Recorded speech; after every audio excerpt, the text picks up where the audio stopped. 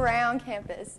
I'm Jessica Hubbard, and today we have two English instructors who work here at PHCC. We have Michelle Zollers, who's an English instructor, and Tammy Forbes, who is as well, but she also instructs the Writing Center, correct?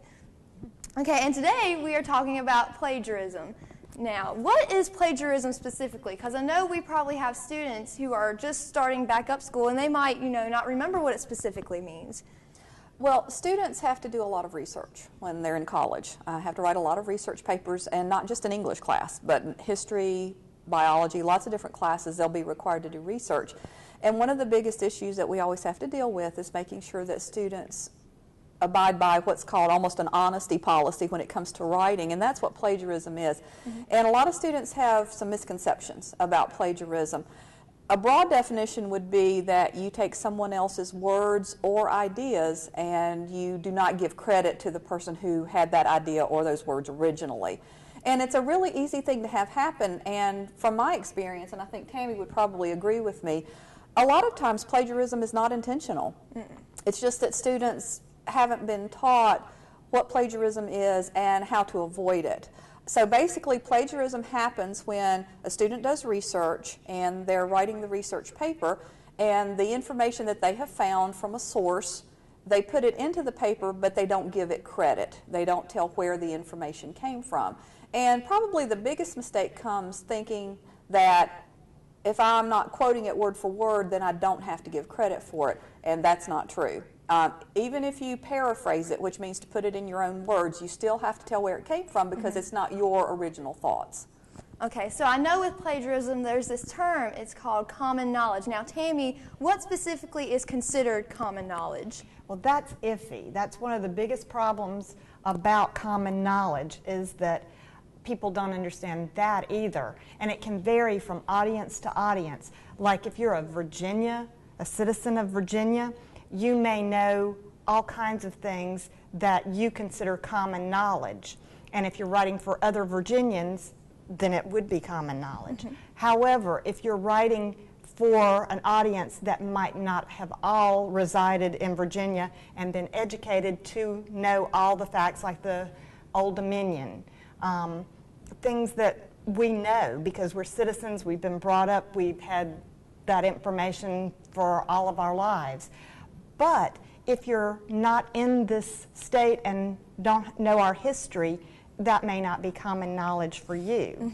That makes sense. And just to get an idea, I looked up common knowledge, and the first places that I found, Harvard University and MIT, explaining in a handbook to students what common knowledge entailed. And the first thing that they mention is it depends on your audience. You have to know who you're writing toward, what you think they already know in terms of determining what common knowledge actually is.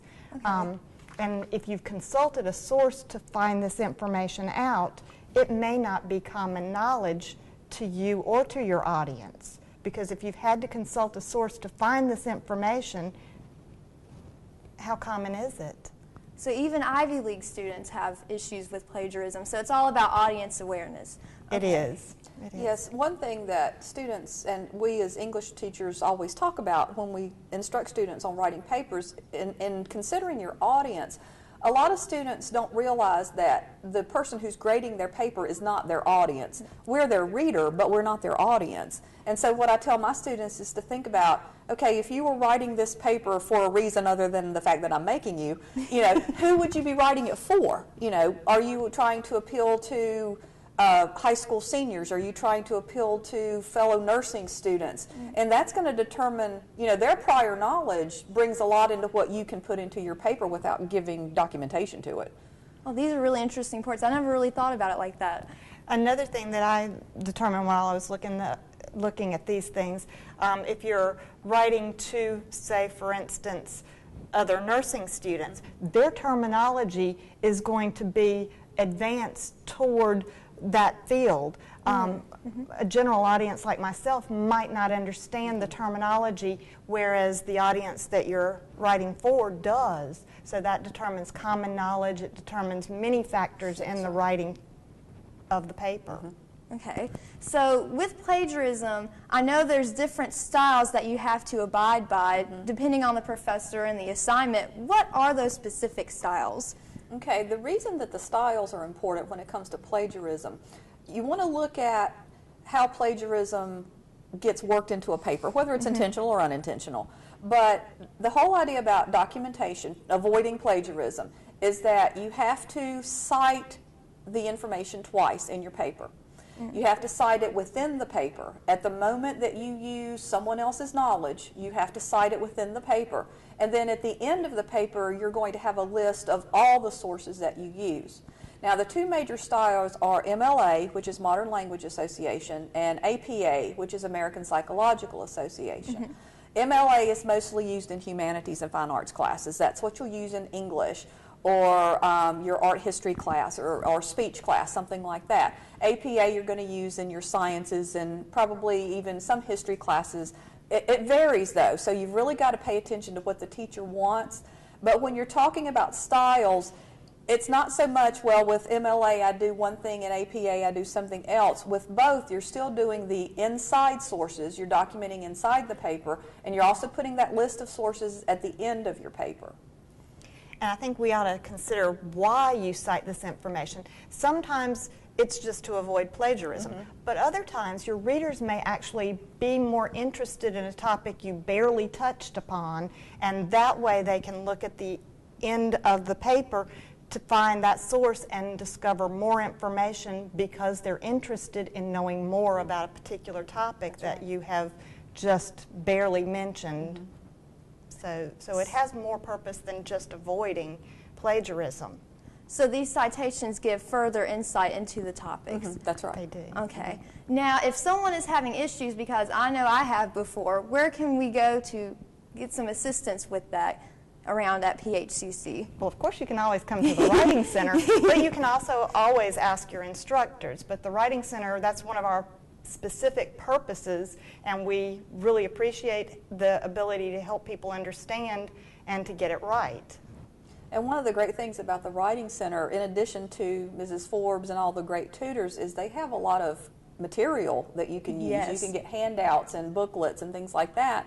So, you know, like if, let's say you're in a history class or a psychology class, and, you know, the teacher says, okay, I want you to write this paper and use APA, and that's all they say, you know, then you go into panic mode and go, okay, how do I do that? Especially if you haven't had it in English yet. And if you go to the Writing Center, you know, they'll take you right from the beginning to the end. We have some handouts on a turnstile. If we're not even open, we have a turnstile outside our office, and APA is always, we always have to keep a check on it because we can put 25 out and the next day have one. They change it so frequently. Yes. Oh, that's another good point. These styles do change frequently. You can go into a website maybe that has some guidelines, or even your textbook, you know, like an English class, that'll have, okay, right now we're in the middle of MLA 11th edition or whatever. They change very frequently, so it's important that you keep updated because your professor probably does. Don't they release handbooks for these different styles? They do, and MLA and APA also have their own websites, and of course those are the most updated. Okay. But the changes sometimes occur before a new edition of the manual is published. That's right. So you sometimes have to check these sites. OWL at Purdue is also a good site because they're generally pretty well updated. And sometimes they're a little easier to navigate than the actual sites that would be MLA or APA. So I usually recommend, if you can't get in to see the Writing Center or your professor, check the OWL at Purdue because they are very up to date and very easy to navigate. Okay. Well, thank you guys for talking with us today about plagiarism, and I'll see you around campus.